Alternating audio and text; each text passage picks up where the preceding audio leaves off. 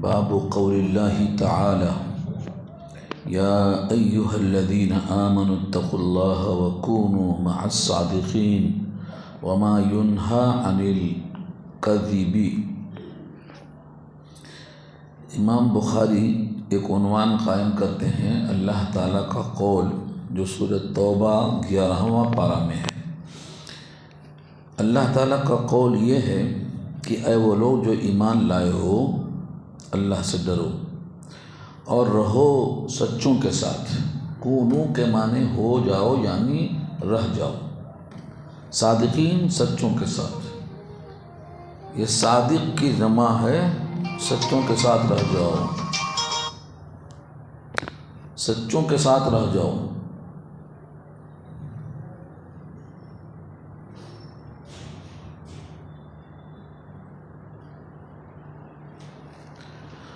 اور اس کی ضد آتی ہے جھوٹوں کے ساتھ مت رہو۔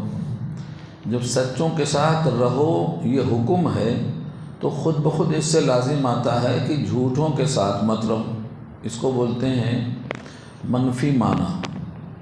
جب آپ کو حکم دیا گیا کہ مسجد میں رہو تو معلوم اس سے ہوتا ہے کہ اس کی جو ضد ہے وہاں مت رہو۔ خیر کے کام میں رہو یعنی شر کے کام میں مت رہو، یہ اس کی ضد ہوتی ہے۔ یہاں پر بھی اللہ تعالیٰ کا یہ قول واضح کرتا ہے کہ تم سچوں کے ساتھ رہو، یعنی زیادہ سے زیادہ وقت سچوں کے ساتھ گزارو۔ تو اس کی ضد امام بخاری لا رہے ہیں، آیت یہیں تک ہے۔ اس کے بعد کا جو جملہ ہے وہ امام بخاری اس میں جوڑ رہے ہیں اپنے عنوان بنانے کے لیے، وما ینہی عن الکذب، اور جو منع کیا گیا ہے جھوٹ سے، کذبی جھوٹ سے منع کیا گیا ہے۔ تو آیت یہیں تک ہے کہ سچوں کے ساتھ رہو، امام بخاری اس میں یہ آیت کرتے ہیں، اور جھوٹوں سے جو منع کیا گیا ہے، جھوٹ سے منع کیا گیا ہے، وہ اس بات کی غمازی کرتا ہے کہ جھوٹوں کے ساتھ مت رہو، ورنہ جھوٹ سیکھیں گے، جھوٹ بولیں گے، صحبت کا اثر ہوگا۔ اب یہاں سے امام بخاری حدیثیں لا رہے ہیں۔ پہلی حدیث کے راوی ہیں ابو وائل رضی اللہ تعالی عنہ، عبداللہ رضی اللہ تعالیٰ عنہ سے روایت کرتے ہیں۔ میں نے پہلے بھی کہا تھا جب عبداللہ مطلق آئے تو اس سے مراد عبداللہ ابن مسعود رضی اللہ تعالیٰ عنہ مراد ہوتے ہیں۔ یہاں پر بھی مطلق آیا ہے۔ انہوں نے نبی صلی اللہ علیہ وسلم سے روایت کی ہے، قال ان الصدق یہدی الی البر۔ صدق یعنی سچائی رہنمائی کرتی ہے نیکی کی طرف۔ وَإِنَّ الْبِرَّ يَهْدِي إِلَى الْجَنَّةِ، اور بے شک نیکی رہنمائی کرتی ہے جنت کی طرف۔ وَإِنَّ الرَّجُلَ لَيَصْدُقُ حَتَّى يَكُونَ صِدِّيقًا، اور بے شک آدمی البتہ سچ بولتا ہے یہاں تک کہ ہو جاتا ہے وہ صدیق۔ صدیق یوں ہی نہیں ہو جاتا آدمی، سچ بولتے بولتے سچ 100% جب وہ بولتا ہے تب جا کے صدیق بنتا ہے۔ کبھی سچ بولا کبھی جھوٹ بولا تو وہ صدیق نہیں بنتا۔ وَإِنَّ الْكَذِبَ يَهْدِي إِلَى الْفُجُورِ، اور جھوٹ رہنمائی کرتا ہے، گائیڈ کرتا ہے فجور کی طرف۔ یہ فجور فاجر اسی سے نکلا ہے، فاسق اور فاجر یعنی گناہ گار، اسی سے فجور ہے، یہ حاصل مصدر ہے۔ جیسے غفور ہم کہتے ہیں، شکور کہتے ہیں، فعول کے وزن پر ہی مبالغہ آتا ہے، یہاں بھی مبالغہ ہے، فجور کی طرف یعنی گناہ کے حد کی طرف۔ وَإِنَّ الْفُجُورَ يَهْدِي إِلَى النَّارِ، اور بے شک جو فجور ہے یعنی گناہ گار ہونا، فسق و فجور ہونا، یہ سب رہنمائی کرتا ہے آگ کی طرف۔ وَإِنَّ الرَّجُلَ لَيَكْذِبُ، اور بے شک آدمی البتہ جھوٹ بولتا ہے، حتیٰ یکتب عند اللہ، حتیٰ یکتب عند اللہ کذابا، یہاں تک کہ لکھ دیا جاتا ہے اللہ کے پاس کذاب۔ یہ کذاب کیا ہے؟ بہت زیادہ جھوٹ بولنے والا، مبالغہ ہے۔ جیسے فرعون نے موسیٰ کو، مکے والوں نے رسول اللہ کو کذاب کہا تھا، وقال الکافرون ھذا ساحر کذاب، سورہ صاد پارہ 23 کی آیت ہے پہلے رکوع میں۔ اور موسیٰ کا واقعہ سورہ قصص میں ہے، دونوں رسولوں کو انہوں نے کذاب کہا۔ کیوں کذاب کہا؟ یعنی دعوائے نبوت کے متعلق ہر بات جھوٹی ہے تو بہت جھوٹنے بولنے والے کو کذاب کہا جاتا ہے۔ حالانکہ وہاں پر زندگی میں صادق الامین کہا، دعوائے نبوت میں کذاب کہا۔ موسیٰ کا بھی یہی حال تھا کہ ان کے لیے سچائی ہمیشہ لوگ تسلیم کرتے تھے، لیکن دعوائے نبوت میں ان کو بھی کذاب کہا گیا۔ تو انسان جب جھوٹ بولنے لگتا ہے تو کذاب ہو جاتا ہے، اللہ کے پاس بھی لکھا جاتا ہے۔ یہاں سے دوسری حدیث لا رہے ہیں، راوی ہیں ابو ہریرہ رضی اللہ تعالیٰ عنہ۔ نبی صلی اللہ علیہ وسلم نے فرمایا، آیت المنافق ثلاث، منافق کی نشانی 3 ہے۔ منافق کی نشانی 3 ہے، کیونکہ نفاق تو دل میں ہوتا ہے تو نظر نہیں آتا، لیکن اس کے علامتوں میں سے 3 علامتیں ایسی ہیں جو کھلم کھلا صفات بن جاتی ہیں، عادات بن جاتی ہیں، صفات لازمہ بن جاتی ہیں، اس آدمی کی خصلت پہچان بن جاتی ہے۔ تو وہ 3 سے آپ پہچان سکتے ہیں کہ اس کے دل میں ایمان نہیں ہے، منافق ہے۔ پہلی صفت ہے اذا حدث کذب، کذبہ اور کذبہ دونوں استعمال ہے۔ اذا حدث کذب، جب وہ بات کرتا ہے تو جھوٹ بولتا ہے، جب بھی بات کرتا ہے تو کچھ نہ کچھ اس میں جھوٹ ملاتا ہے، یہ منافق ہونے کی پہلی نشانی ہے۔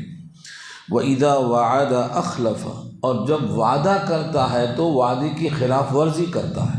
اخلفہ سے مراد خلاف ورزی، وعدہ کرتا ہے آؤں گا نہیں آتا ہے، دوں گا نہیں دوں گا، یعنی ہر بات میں وہ اپنی زبان کا پابند نہیں ہے، یعنی اس کی زبان اس کے دل کی ترجمان نہیں رہ گئی، زبان ایک بولتی ہے دل ایک رہتا ہے۔ اور تیسری چیز ہے وَإِذَا اؤْتُمِنَ خَانَ، اور جب امانت ہوتی ہے، امانت رکھی جاتی ہے یا کسی قسم کی امانت کی جگہ اس کو رکھا جاتا ہے، خانہ تو خیانت کرتا ہے، خائن ہے وہ۔ اس سے مراد صرف پیسہ ہی نہیں ہے، بلکہ اگر کوئی ڈیوٹی کرتا ہے 8 گھنٹے کی تنخواہ لیتا ہے اور 8 گھنٹے نہیں کام کرتا، 2 گھنٹے کام کرتا ہے تو یہ بھی خائن ہے۔ اگر نماز پڑھتا ہے، نماز میں جتنے ارکان ہیں اس میں ڈنڈی مارتا ہے تو یہ بھی خائن ہے، تطفیف اسی کا نام ہے۔ حضرت عمر نے دیکھا کہ ایک شخص نماز میں جلدی کرتا ہے، نہ رکوع صحیح نہ سجدہ صحیح، تو آپ نے کہا تففت فی الصلاۃ، تم نے نماز میں کوتاہی کی ہے، نماز میں خیانت کی ہے، تم نے اللہ کے حق میں چوری کی ہے۔ یہ ویل للمطففین کی وضاحت کرتے ہوئے یہ حدیث وہاں موجود ہے۔ اس کا مطلب یہ ہے کہ خیانت صرف مال میں نہیں ہوتی، کردار میں بھی ہوتی ہے۔ اگر آدمی کے ذمہ کوئی کام ہے، صلاحیت پوری استعمال نہیں کر رہا ہے تو وہ بھی خائن ہے۔ پوری صلاحیت کو استعمال کرنا یہ جبریل امین کی پسند ہے۔ بذل الاستطاعہ، بذل الاستطاعہ کے معنی جتنی طاقت ہے پوری خرچ کر دینا، تب جا کر کے انسان اپنے حق سے سبکدوش ہوگا، ورنہ وہ بھی خائن ہوگا۔ یہاں ایک اعتراض یہ ہوتا ہے کہ یہاں 3 ہی علامت بتائی گئی ہے، 3 ہی علامت ہے، لیکن ایک روایت میں 4 ہے۔ 40 من کن فیہ کان منافقا خالصا، تو وہاں 40 ہے، یہاں 30 ہے۔ اگر 3 صفت ہے اور کسی میں 4 صفت ہے تو یہ 3 صفت 4 کی نفی نہیں کرتا، یہاں 3 ہی کا ذکر تھا، وہاں 4 کا ذکر ہو گیا۔ چوتھی صفت بھی وہ بھی منافق کی علامت ہے، لیکن وہ درجے میں اس سے کم ہے، اس واسطے ان کو مؤخر کیا، تو کہیں ذکر کیا اور کہیں ذکر نہیں کیا۔ وہ چوتھی صفت کیا ہے؟ وَإِذَا خَاصَمَ فَجَرَ، جب جھگڑا ہوتا ہے تو گالی پہ اتر جاتا ہے۔ عام طور سے گالی پر اتر جانا اور جھگڑا ہونا یہ صفت لازمی نہیں ہے، کبھی کبھی ہوتی ہے، تو یہ چوتھی صفت ہے۔ اگر چاروں چیزیں پائی گئیں تو پکا منافق۔ 40 من کن فیہ کان منافقا خالصا، اگر یہ 4 صفتیں پائی گئیں تو پکا منافق ہے، اور اگر 1 پائی گئی تو 1/4 منافق ہے، بقیہ ایمان ہے۔ اور اگر 2 پائی گئیں تو آدھا منافق، 3 پائی گئیں تو 3/4 منافق، 4 پائی گئیں تو پکا منافق ہے، اس میں شبہ نہیں ہے۔ اب یہاں سے اگلی حدیث لا رہے ہیں کہ اس جھوٹ بولنے والے کا انجام کیا ہوگا۔ معراج کے بیان میں حضور نے دیکھا تھا، اس کا ٹکڑا یہاں نقل کر رہے ہیں، پوری حدیث یہاں نہیں ہے پوری حدیث معراج کے بیان میں آپ کو ملے گی کہ حضور نے کیا کیا دیکھا۔ لِنُرِيَهُ مِنْ آیَاتِنَا، ہماری نشانیاں ہم دکھلائیں، اس میں سے جنت بھی ہے، جہنم بھی ہے، وہاں کی سزائیں بھی ہیں اور وہاں کے انعامات بھی ہیں، محلات بھی ہیں۔ تو یہ اس حدیث کا ایک ٹکڑا ہے جو اگلی سند میں امام بخاری لا رہے ہیں، کیونکہ معراج پہلے خواب میں بھی ہوئی ہے، معراج خواب میں بھی ہوئی ہے، ریہرسل، اس کے بعد خواب کے بعد جسمانی بھی ہوئی ہے، جسمانی روحانی دونوں ہوئی ہے۔ جسمانی کا ذکر بھی سورہ اسراء میں ہے، بنی اسرائیل میں، اور خواب کا بھی ذکر بنی اسرائیل ہی میں ہے۔ وَمَا جَعَلْنَا الرُّؤْيَا الَّتِي أَرَيْنَاكَ، یہ آیت میں خواب کی تعبیر کا ذکر کیا گیا ہے۔ تو اس حدیث کو دیکھو آپ، خواب میں حضور کو کیا دکھایا گیا۔ سمرہ بن جندب رضی اللہ تعالی عنہ روایت فرماتے ہیں، نبی صلی اللہ علیہ وسلم نے فرمایا، رأیت الرجلین، میں نے دیکھا دو آدمی۔ میں نے دیکھا کا مطلب خواب میں دیکھا، یہ بریکٹ ہے۔ اتیانی، میرے پاس دونوں آئے، قالا، ان دونوں نے کہا، الذی رأیتہ یشق شدقہ، جس کو میں نے دیکھا کہ چیرا جا رہا ہے اس کا گل پھڑا۔ یشق، شق مانے چیرنا، یہاں فعل مضارع مجہول ہے، یشق چیرا جا رہا ہے، یعنی اس کا چیرا جا رہا ہے اور حضور اس کو دیکھ رہے ہیں، حضور خواب میں اس کو دیکھ رہے ہیں، اور دکھانے والے دونوں فرشتے ایک جبریل ہیں اور ایک میکائیل ہیں۔ یہ دونوں فرشتے اللہ کی طرف سے خواب میں، معراج میں جو ہو رہا تھا وہ یہاں خواب میں دکھایا جا رہا ہے۔ فَكَذَّابٌ، اب یہاں خبر آئی ہے کہ وہ جس کو دیکھا کہ اس کا گل پھڑا چیرا جا رہا ہے وہ کذاب ہے، یعنی بہت جھوٹ بولنے والا ہے۔ تو جھوٹے آدمی کی سزا کیا ہوگی؟ اس کا گل پھڑا چیرا جائے گا۔ یکذب بالکذبۃ، وہ جھوٹ کہتا ہے۔ یکذب کے معنی جھوٹ کہتا ہے، لیکن جھوٹ کس چیز کا کہتا ہے؟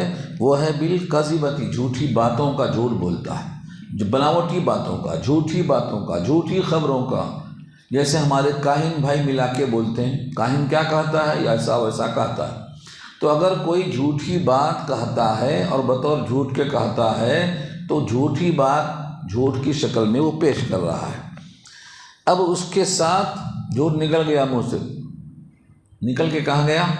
فضاؤں میں اڑ گیا کیا؟ نہیں، ایک نے سنا، اس سے دوسرے نے سنا، اس سے تیسرے نے سنا، اس سے چوتھے نے سنا، دنیا میں پھیل جاتا ہے۔ ہمارے پاس ایک محاورہ ہے، کدو ایک ہاتھ کا ہے لیکن اس کا بیج 9 ہاتھ کا ہے، مثل مشہور ہے، کدو ایک ہاتھ کا، اس کا بیج 9 ہاتھ کا۔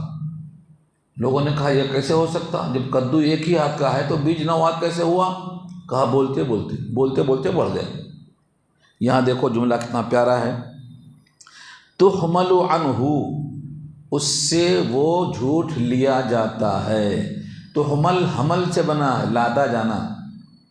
ایک نے جھوٹ بکا، 4 لوگوں کے کندھے پہ چلا گیا، تو یہ اس کا وزن ہے جھوٹ کا، ان کے اوپر گناہ ہے کیونکہ وہ بھی جھوٹے ہو گئے۔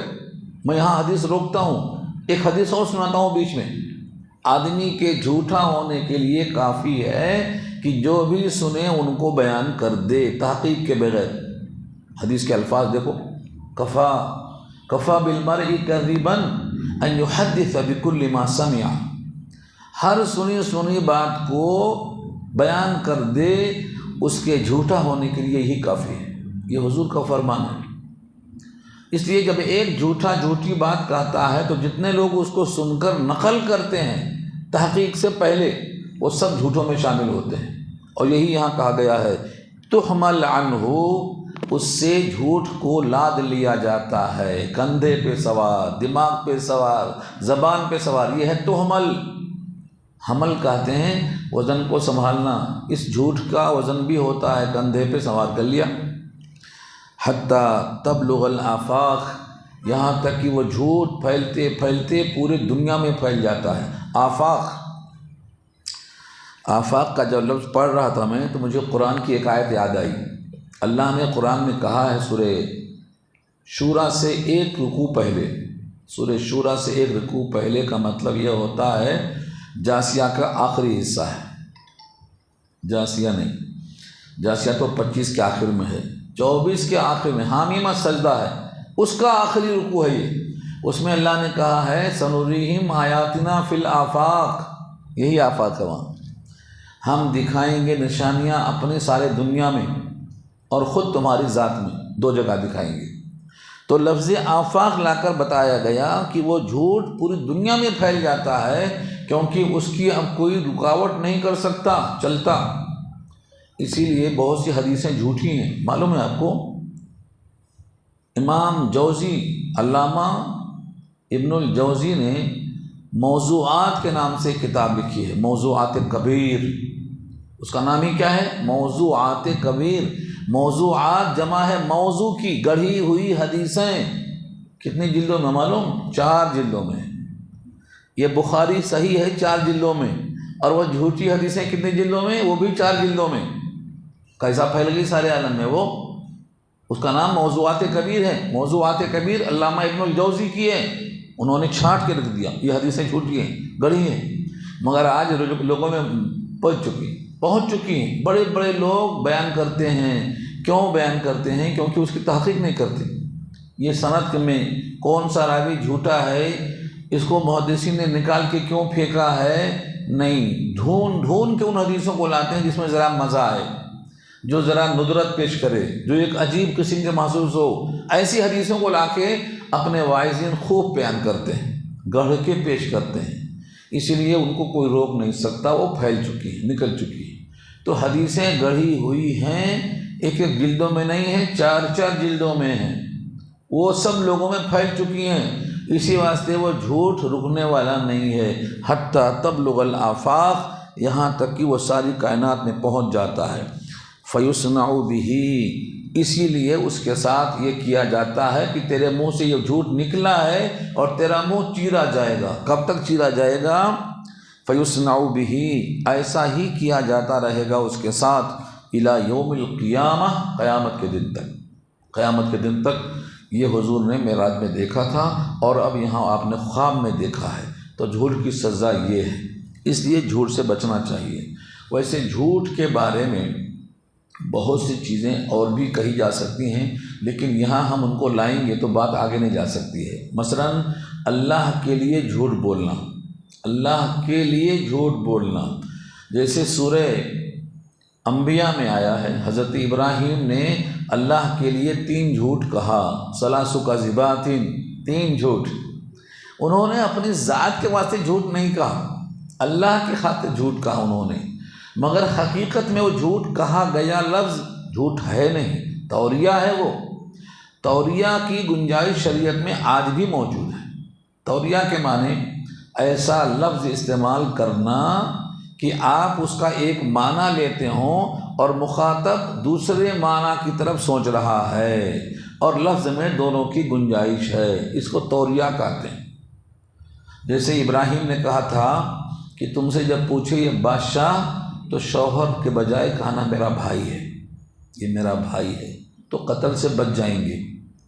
ابراہیم اگر شوہر کہے جائیں گے تو شوہر برداشت نہیں کر سکتا بیوی غیر کے ساتھ، تو قتل ہو جائیں گے، اور بہن ہے تو بھائی کو تو کہیں نہ کہیں نکاح میں دینا ہی ہے اس کو، اس لیے بھائی کہنا تاکہ جان بچے۔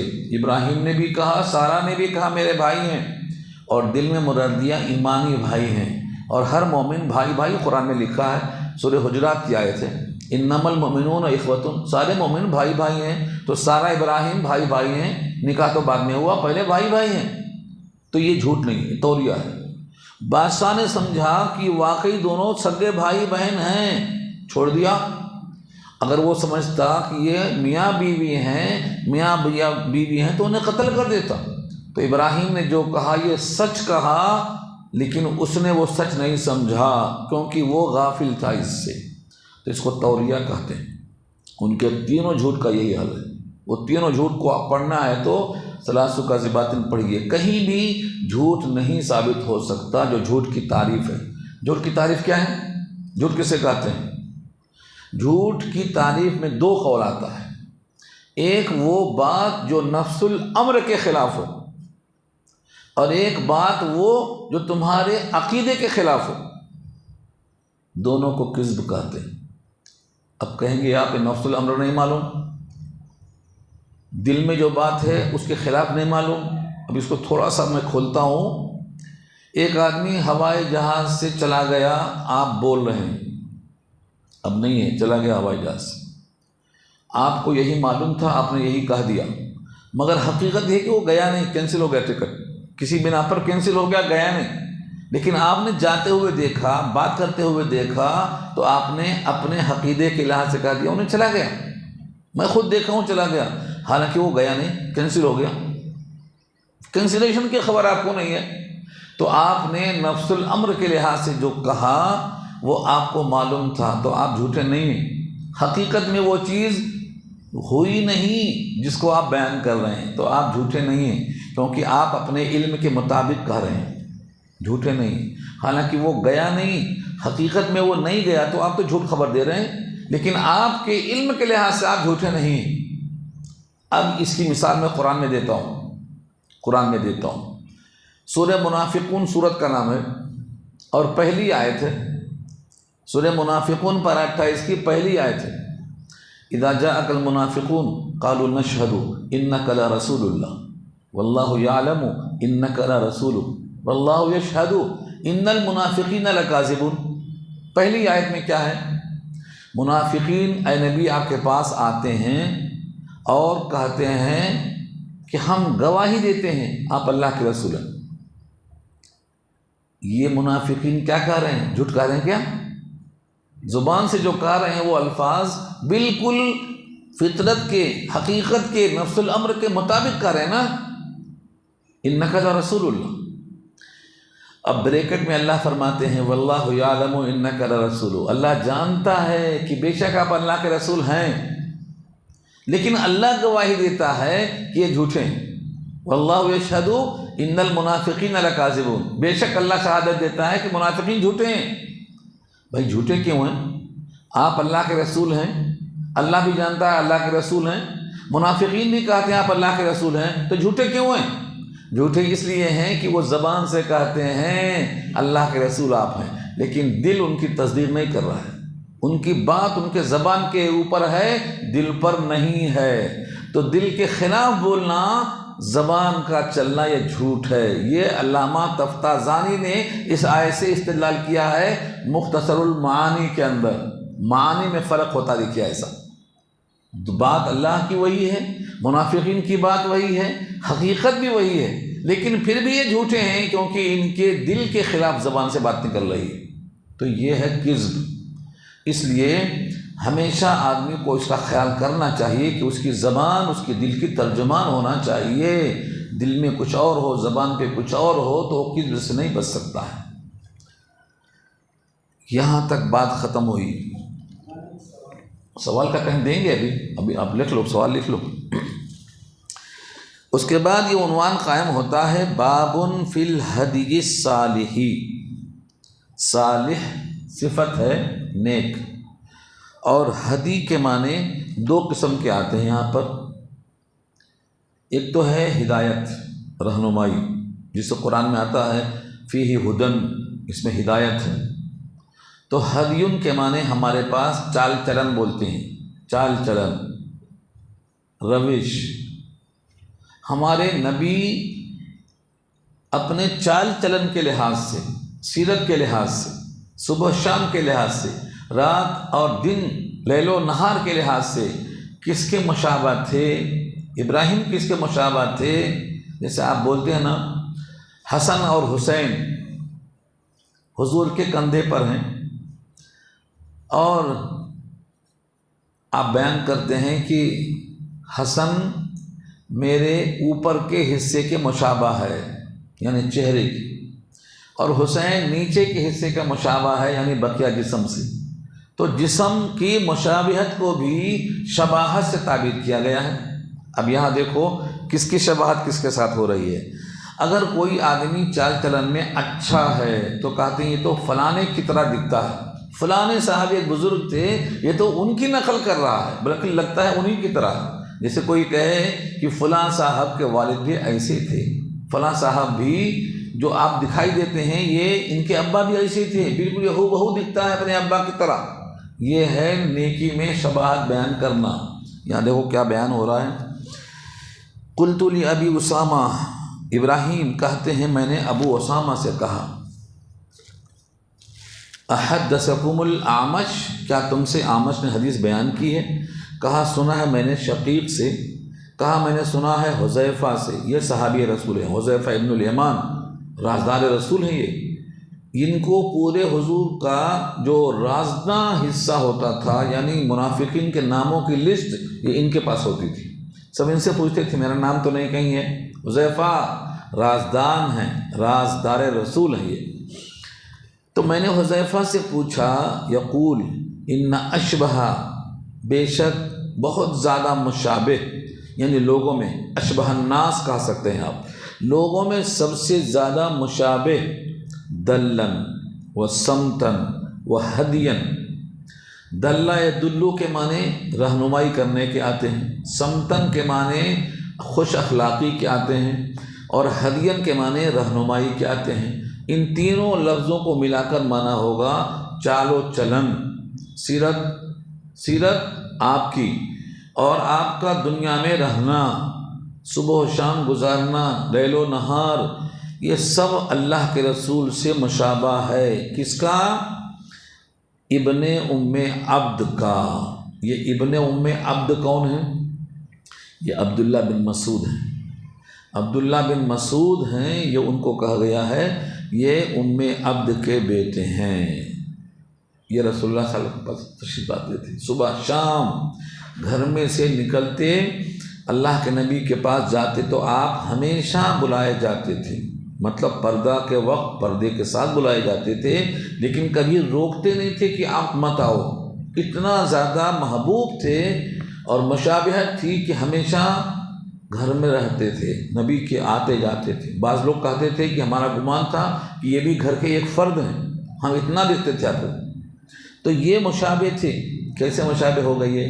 یہ حضور کی بات کو، حضور کے چال چلن کو، حضور کی روش کو اپناتے تھے، ویسا ہی چہرہ، ویسا ہی لباس، ویسا ہی حلیہ، ویسا ہی کردار، سب نخذ کرتے تھے، اخذ کرتے تھے۔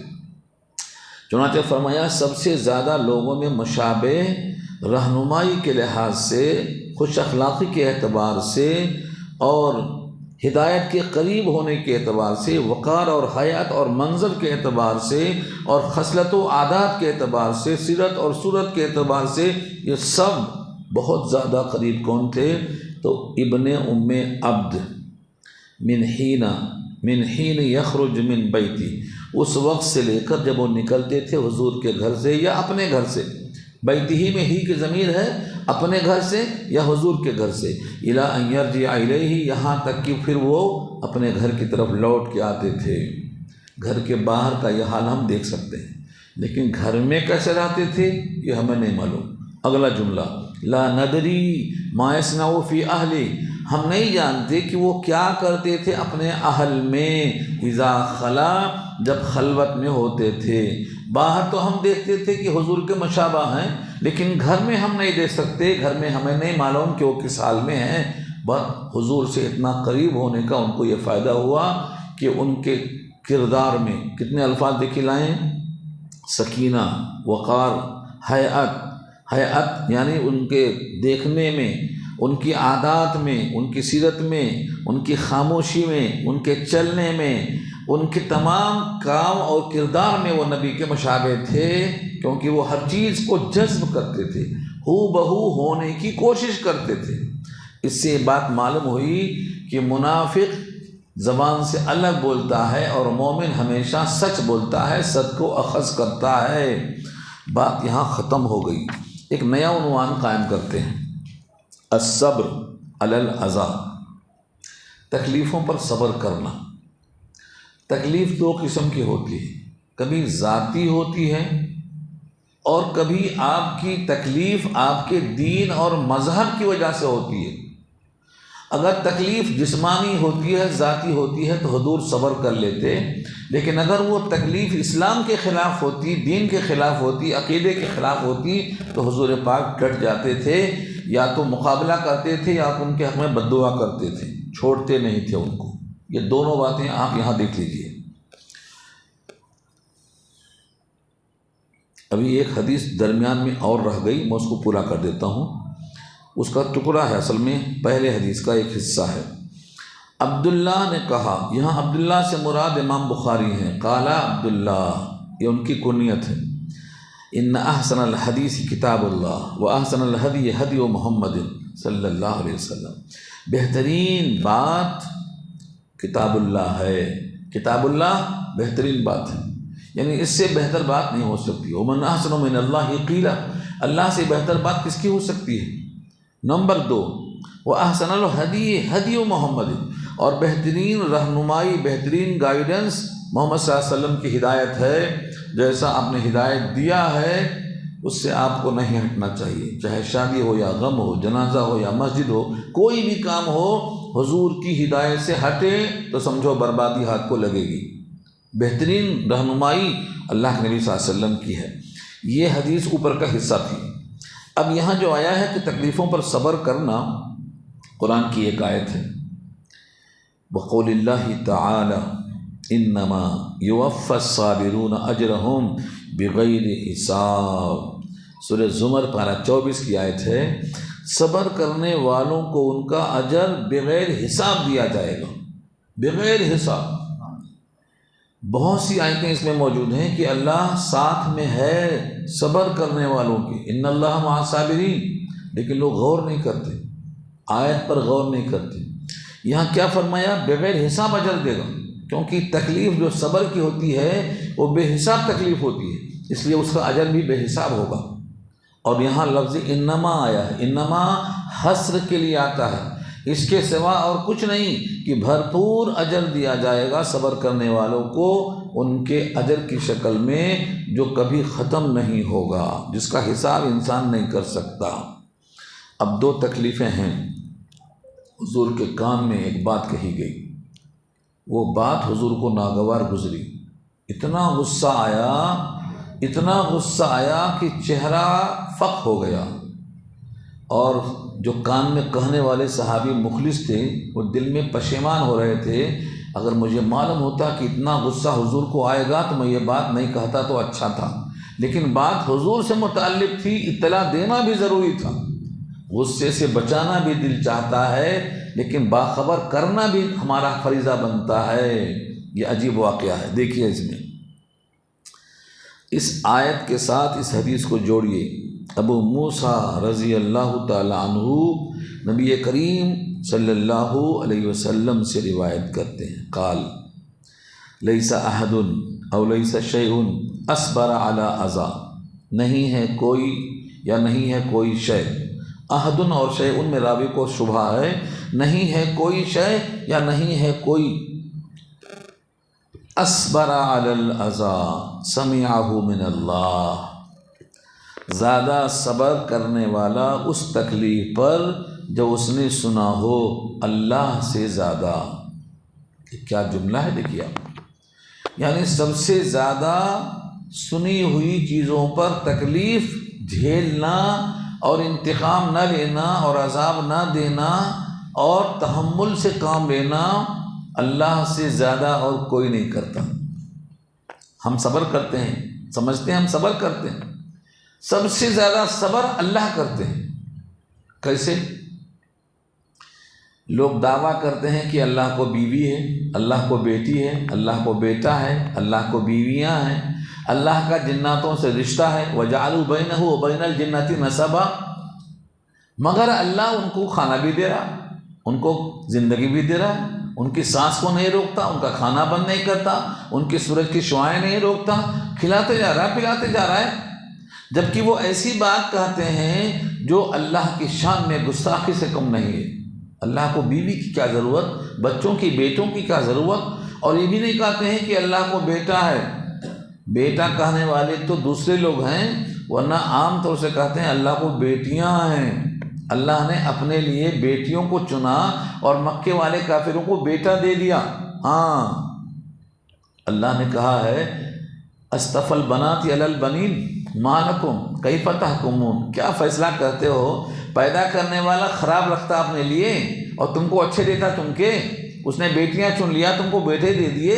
اصطفى البنات علی البنین ما لکم کیف تحکمون، اتنا غصہ ہے یہاں، مگر اللہ نے پھر بھی کھانا بند نہیں کیا، ان کی سانس نہیں روکا، پانی برابر دیا۔ تو یہ جملہ بتاتا ہے کہ سب سے زیادہ اس کائنات میں سنی ہوئی باتوں پر صبر انسان نہیں کرتا، اللہ کرتا ہے، یہ جملہ ہے یہاں۔ لہذا ہم کو بھی صبر کرنا چاہیے، تحمل ہونا چاہیے، تحمل ذات میں ہونا چاہیے۔ جہاں اللہ کا حکم آئے وہاں تحمل نہیں ہے، میں اس کی وضاحت کروں گا نیچے۔ لیس شیء یا لیس احد، کوئی نہیں ہے یا کوئی شے نہیں ہے جو زیادہ صبر کرتی ہو تکلیف کو سننے کے بعد اللہ کے مقابل میں۔ انہم لیدعون لہ ولدا، بے شک وہ لوگ مکے والے جو ہیں وہ دعویٰ کرتے ہیں اللہ کے لیے اولاد کا۔ الگ الگ دعویٰ ہے، یہودی کہتے ہیں عزیر اللہ کے بیٹے ہیں، عیسائی کہتے ہیں عیسیٰ اللہ کے بیٹے ہیں، اور مکے والے کہتے ہیں اللہ کے پاس بیٹیاں ہیں، بیٹے تو ہمارے پاس ہیں۔ الگ الگ دعویٰ دیکھو ان کا۔ وَجَعَلُوا بَيْنَهُ وَبَيْنَ الْجِنَّةِ نَسَبًا، اور بھی سورہ صافات کی آیت موجود ہے، سورہ انعام کی آیت موجود ہے، یہ الگ الگ دعوے ہیں۔ وَإِنَّهُمْ لَيُعَافِيهِمْ وَيَرْزُقُهُمْ، یہ ان کا دعویٰ غلط ہے، اللہ کو غصہ دلا رہے ہیں، پھر بھی اللہ ان کو معاف کرتا ہے۔ لِيُعَافِيهِمْ، ان کو اللہ معاف کرتا ہے، وَيَرْزُقُهُمْ، اور ان کو کھلاتا پلاتا بھی ہے، کھانا پینا بھی بند نہیں کرتا ہے تکلیف کے باوجود۔ اسی لیے اللہ نے کہا تھا صدیق اکبر سے، آپ کی بیٹی پر الزام لگانے والوں میں مستہ بھی ہیں، آپ ان کو خرچہ دیتے ہیں نا، آپ کو غصہ آئے گا، لیکن آپ خرچہ بند مت کرو، کیونکہ آپ اگر چاہتے ہیں کہ اللہ آپ کو معاف کرے تو آپ مستہ کو معاف کرو۔ تو انہوں نے کہا اگر میری معافی مشروط ہے مستح کی معافی سے تو میں صرف معاف نہیں کروں گا، خرچہ ڈبل کر دوں گا۔ یہ ہے صبر کرنا صدیق اکبر کا۔ ایسا ہم کو بھی حکم دیا گیا ہے کہ آپ اللہ کی خاطر اپنے غصے کو دبا کر صبر کا اور تحمل کا اظہار کرو۔ مستح کو صدیق نے خرچہ معاف کر کے بڑھا دیا، ڈبل کر دیا خرچہ ان کا، حالانکہ الزام لگانے والوں میں مستح موجود ہے۔ تو یہ صبر کی بات ہو گئی۔ دوسرا رخ دیکھیے اس کا، دوسرا رخ دیکھیے اس کا۔ شقیق سے میں نے سنا کہتے ہوئے، کہا عبداللہ نے، عبداللہ سے مراد ابن مسعود، قسم النبی، تقسیم کیا نبی صلی اللہ علیہ وسلم نے، قسمتاً، کوئی تقسیم، جیسے مال آیا بحرین سے تقسیم کیا، اب مال حنین سے آیا، غزوہ حنین سے مال آیا، تقسیم کیا کبعض ما کان یقسمون، جیسے کہ بعض دفعہ آپ تقسیم کیا کرتے تھے، ہمیشہ تقسیم کرتے تھے، اب بھی تقسیم کر دیا۔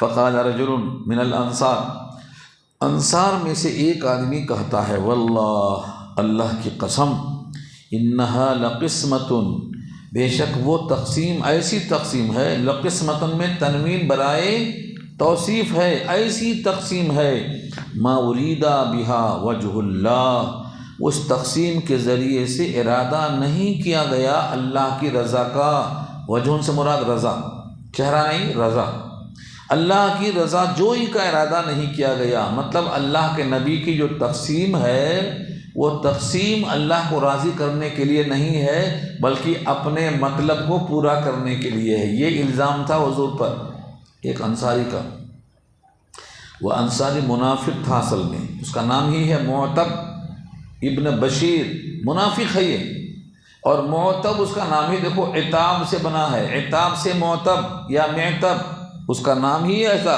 جس پر عتاب کیا جائے، نام کا اثر دیکھو ذات پہ کیسا ہوا، یہ معتب ہے یا معتب ہے، عتاب کا حقدار بن گیا نا نبی کے ساتھ ایسا کہہ کے۔ اللہ کے نبی صلی اللہ علیہ وسلم کے بارے میں یہ جملہ کہہ رہا ہے، قلتو، میں نے دل میں کہا، اما انا، بہرحال میں، لأقولن للنبی، میں ضرور کہوں گا نبی سے، لأقولن میں لام تاکید کا ہے، لام نفی کا نہیں ہے، لَأَقُولَنَّ لِلنَّبِيِّ میں ضرور بھی ضرور کہوں گا نبی صلی اللہ علیہ وسلم سے، فَأَتَيْتُهُ وَهُوَ فِي أَصْحَابِهِ پھر میں نبی کے پاس آیا اس حال میں کہ نبی اپنے اصحاب کے درمیان بیٹھے ہوئے ہیں، فَسَارَرْتُهُ میں نے کان میں چپکے سے کہا، ساررتُهُ سر سے بنا ہے، سرن کے معنی سرگوشی کرنا، چپکے سے کہنا، فَسَارَرْتُهُ بہت سے موقع آتے ہیں کہ حضور نے دوسروں کے کان میں سرگوشی سے کہا، جیسے فاطمہ کے کان میں کہا تھا، اور کبھی ایسا ہوتا ہے کہ حضور کے کان میں کہا جاتا ہے، جیسے یہاں کہا گیا تو سرگوشی جائز ہے، مگر اگر 3 آدمی ہیں تو 2 سرگوشی کرنا منع ہے، 2 ہیں تو کر سکتے ہیں، 3 ہیں تو ایک کو چھوڑ کے 2 کریں گے سرگوشی تو اس کے دل میں خیال پیدا ہوگا ارے میرے خلاف کچھ بول رہا ہے، وہ صحیح نہیں ہے، منع کیا گیا ہے۔ یہ آئے گا پارہ 28 میں انشاءاللہ بیان آئے گا سرگوشی کا، وہاں تفسیر آئے گی، وہاں تو کہا گیا ہے انما النجوى من الشیطان، وہاں آئے گی بحثی۔ بہرحال نبی کے کان میں جیسے میں نے کہا کہ اس آدمی نے ایسا آپ کے بارے میں کہا ہے، فشق ذلك علی النبی تو یہ بات نبی پر شاق گزری، شاق گزری، گراں گزری، وتغیر وجہہ اور آپ کا چہرہ متغیر ہو گیا، چہرہ فق ہونا بولتے نا، چہرے کا رنگ اڑ گیا، چہرہ متغیر ہو گیا، وغضبا اور غضبناک ہو گیا چہرہ، جب آپ کا چہرہ غضبناک ہوتا تو سرخ ہو جاتا، جیسے انار نچوڑ دیا گیا ہو، رگیں پھول جاتی، اور ایسا لگتا تھا کہ آپ کا غضب اپنے شباب پہ آ چکا ہے، حتی وجدت انی لم اکن اخبرتہ یہاں تک کہ میرے دل کی خواہش یہ ہو گئی اے کاش کہ میں خبر نہ کیا ہوتا تو اچھا تھا، میں نے نبی کو تکلیف میں ڈال دیا، مبتلائے درد کر دیا میں نے نبی کو، اے کاش کی میں نے نہ بتایا ہوتا، نہ خبر دیا ہوتا۔ ثم قال پھر آپ نے کہا قد اوذی موسیٰ باکثر من ذلک فرمایا کہ موسیٰ علیہ السلام کو اس سے زیادہ اذیت پہنچائی گئی تھی، موسیٰ کو اذیت اس سے بھی زیادہ پہنچائی گئی تھی، اور موسیٰ نے صبر کر لیا تھا، لہذا مجھے بھی صبر کرنا چاہیے، فصبرا بس آپ نے صبر کر لیا، موسیٰ نے صبر کیا۔ موسیٰ کی تکلیف کا ذکر دیکھنا ہے تو سورہ احزاب پارہ 22 آخری رکوع سورہ احزاب کا پڑھنا، اس میں صاف صاف موجود ہے کہ حضرت موسیٰ کو لوگوں نے بہت تکلیف دی ہے، ان کو جسمانی عیبدار سمجھا، یہاں تک کہ ان کے جسم کو ننگا دکھایا اللہ نے تاکہ وہ بے عیب صاف نظر آئیں۔ یہ پورا واقعہ سورہ احزاب کے آخری رکوع میں ملے گا آپ کو۔ یہاں پر یہ بیان کرنا مقصد ہے کہ نبی کی ذات میں عیب نہیں نکالا، نبی کے ایمانیات پہ فرق پڑا کہ نبی کی تقسیم اللہ کی رضا کے لیے نہیں ہے تو پھر دنیا داری کے لیے ہو گئی نا، اس لیے تکلیف ہو گئی آپ کو۔ اگر آپ کی ذاتی کوئی بات ہوتی تو آپ نے وہاں پر صبر کیا ہے، بہت سے مقامات کا ذکر کیا ہے۔ یہاں سے ایک عنوان اور ہے مگر بات ٹائم ختم ہو رہا ہے، صرف 2 منٹ باقی ہیں۔ باب من لم یواجہ الناس بالعتاب، میں اس کو پورا کر دیتا ہوں 2 منٹ میں۔ اگر کسی پر غصہ آیا تو اسی کو مخاطب کر کے ڈانٹنا ضروری نہیں ہے، بلکہ ممبر پہ کھڑے ہو کر عمومی انداز میں ایک بات کہہ دینا تاکہ اس بات کی تردید ہو جائے اور اس آدمی پر براہ راست شخصی عتاب نازل نہ ہو۔ یہ حضور کی حکمت کا ایک حصہ ہوا کرتا تھا، چنانچہ یہ باب اسی سے متعلق ہے۔ لم یواجہ الناس، من لم یواجہ الناس، یہ باب ہے کہ جو شخص لوگوں سے مواجہت نہ کرے یعنی دو بدو بات نہ کرے عتاب کے ساتھ۔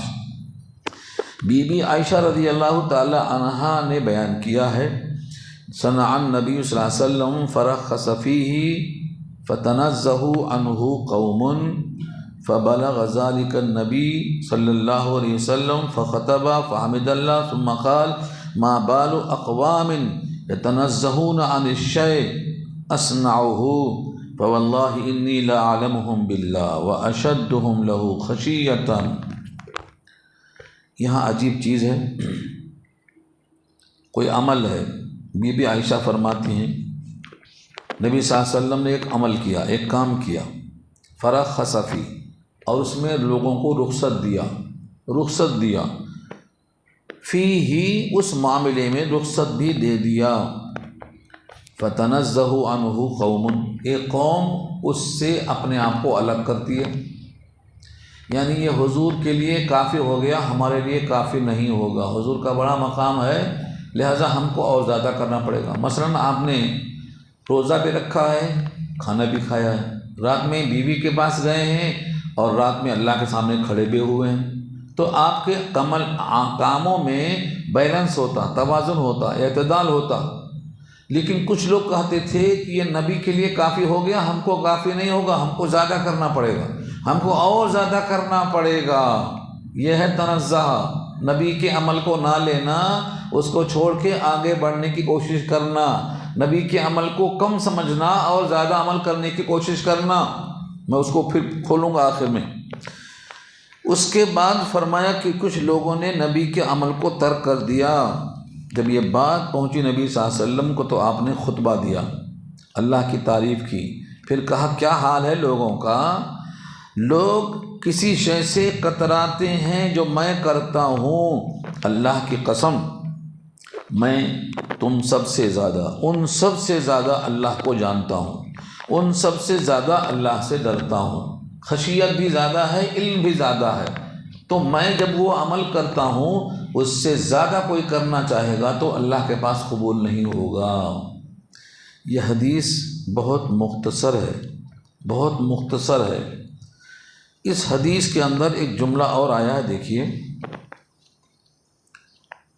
ابو عتبہ جو مولا ہیں انس کے، ابو سعید خدری سے روایت کرتے ہیں، نبی صلی اللہ علیہ وسلم نے فرمایا اشد حیاء من العذراء. نبی صلی اللہ علیہ وسلم کنواری لڑکیوں سے زیادہ حیادار تھے. حیا کس معاملے میں؟ جسم کی نمائش کے معاملے میں، کسی کو کچھ بولنے کے معاملے میں، بہت سے معاملے میں. اپنی اوڑھنی میں، یعنی کنواری لڑکی اپنے اوڑھنی میں جتنا شرماتی ہے اس سے زیادہ اللہ کے نبی حیادار تھے. فَإِذَا رَأَى شَيْئًا يَكْرَهُ، جب نبی صلی اللہ علیہ وسلم کسی ناگوار شے کو دیکھتے تھے، عرفناہ فی وجہہ، تو ہم نبی کے چہرے میں اس ناگواری کو پہچان لیتے تھے. اس ناگواری کو نبی کے چہرے میں ہم پہچان لیا کرتے تھے. یہاں ہم ایک بات عرض کر دیں، 3 صحابی کا عمل ہے، یہاں نے نقل کیا بخاری نے، اس لیے لوگوں کو تشویش ہو رہی ہے. 3 صحابی حضور کے بی بی عائشہ کے پاس جا کر پوچھتے ہیں حضور کی نماز، حضور کا روزہ، حضور کے اور کام. تو ان 3 صحابہ نے اسے کم سمجھا، کہا نبی ہیں، اتنا کام ان کے لیے کافی ہوگا، لیکن ہمارے لیے اتنا کام کافی نہیں ہوگا. حضور رات میں سوتے بھی تھے، نماز بھی پڑھتے تھے. آپ نے کہا ہم سوئیں گے نہیں، ہم صرف نماز ہی پڑھیں گے. حضور روزہ بھی رکھتے تھے، کھانا بھی کھاتے تھے، کبھی روزہ کبھی کھانا. ہم صرف روزہ رکھیں گے، کھانا کبھی نہیں کھائیں گے. حضور بیوی کے ساتھ نکاح بھی کرتے تھے، ہم نکاح نہیں کریں گے، بغیر نکاح کے زندگی بھر رہیں گے. وہ تینوں کو بلایا، تینوں کو حضور نے بلایا. کیا تم سب ایسا کہہ چکے ہو؟ کہا ہاں. کہا اس کی وجہ کیا ہے؟ کہا آپ اللہ کے قریب ہیں، اللہ کے نبی ہیں، آپ کو تھوڑا عمل کافی ہو جائے گا. ہم تو دور دور تک ہیں، ہمیں تھوڑا عمل کافی نہیں ہوگا، ہمیں زیادہ کرنا پڑے گا. اس لیے ہم رات بھر جگیں گے، نکاح نہیں کریں گے، دن بھر روزہ رکھیں گے. حضور نے اس موقع پر یہ کہا تھا، یہ بات اس موقع پر آئی تھی. اللہ کی قسم تم سے زیادہ میں اللہ کی معرفت رکھتا ہوں، تم سے زیادہ اللہ سے ڈرتا ہوں، لیکن میں بیوی سے نکاح بھی کرتا ہوں، رات میں سوتا بھی ہوں اور تہجد بھی پڑھتا ہوں، روزے بھی رکھتا ہوں اور کبھی کھانا بھی کھاتا ہوں. لہذا تم مجھ سے آگے بڑھنے کی کوشش نہیں کرنا. درزی والا حساب ہے، تمہارا کپڑا درزی کے پاس سلنے کے لیے گیا، اللہ نے کہا نبی سے بالکل مطابقت ہونا چاہیے. کپڑا چھوٹا ہوا تب بھی پھینک دوں گا، کپڑا بڑھ گیا تب بھی پھینک دوں گا. جسم پر نبی کی طرح فٹ آنا. تمہاری زندگی نبی کی زندگی کی طرح ہوگی تو میرے پاس قابل قبول ہوگی. جہاں کم ہوگی وہاں بھی مردود، جہاں زیادہ ہوگی وہاں بھی مردود. یہ کہا کہ حضور نے ان کو سمجھایا ہے. وہ واقعہ ہے، اس میں ایک صحابی ہیں عبداللہ ابن عمر بھی ہیں. وہ حدیث جب آئے گی جب بتاؤں گا انشاءاللہ. اب سوال کر سکتے ہیں، آپ سوالات اب کر سکتے ہیں. نہیں کرنا. نہیں کرنا بالکل جھوٹ میں آتا. سنی ہوئی بات کو بلا تحقیق کے آگے بڑھانا جھوٹ میں آتا.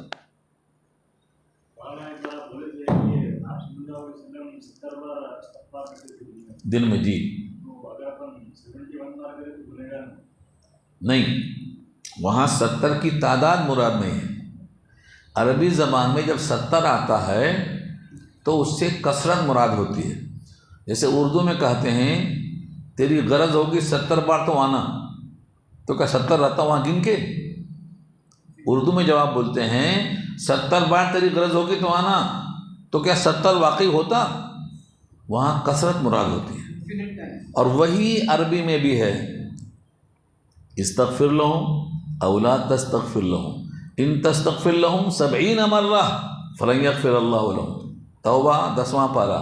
استغفار کرو استغفار نہ کرو، 70 بار بھی استغفار کرو اللہ نے بخشے گا. تو بتاؤ یہاں تعداد مراد ہے کثرت مراد ہے؟ تو وہاں بھی کثرت مراد ہے. ذات پر ظلم ہو تو مولانا یا آپ ہاتھ سے روکنا یا آپ ان کو بددعا دے سکتے؟ دے سکتے. حضور نے بددعا دیا ہے. جن لوگوں نے سر پہ اوجھڑی ڈال دیا تھا نا، بددعا دیا، پورے مارے گئے بدر میں، پورے مارے گئے بدر میں. تو بددعا ایسا اب نماز پڑھ رہے ہیں، نماز خراب ہو رہی ہے، نماز اللہ کا حق ہے، تو اب نے بددعا دیا. نماز سے فارغ ہونے کے بعد اللہم علیک بقریش، اللہم علیک بقریش مانے ان کو تو دیکھ لے. ان کا نام لیا حضور نے، عتبہ ہے، شیبہ ہے، ربیہ ہے، ان کو پورے قوم اللہ تعالیٰ نے بدر میں دیکھ لیا، پورے مار کے پھینکے ہوئے تھے. پھر ان سے حضور نے بات بھی کی. عتبہ شیبہ ربیہ اللہ کا وعدہ سچا پایا؟ میں نے تو سچا پایا، تو نے کیسا پایا؟ عمر نے دامن پکڑ کے کہا یہ تو مردے ہیں، ان میں روح نہیں ہے، کیا ان سے آپ بات کر سکتے ہیں؟ حضور نے کہا یہ تم سے زیادہ میری بات کو سنتے ہیں مگر بول نہیں سکتے، جواب دینے پر قادر نہیں ہیں. سماع موتا کی بحث میں یہ حدیث سب سے اہم ہے کہ وہ سنتے ہیں جب اللہ چاہتا ہے، جتنا اللہ چاہتا ہے.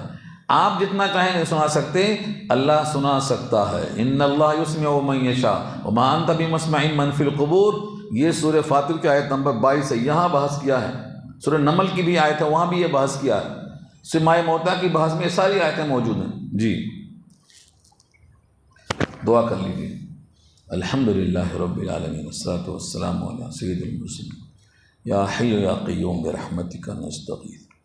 یا رب لک الحمد کما ینبغی لجلال وجہک العظیم. اللہم لا احصی ثناء علیک انت کما اثنیت علی نفسک.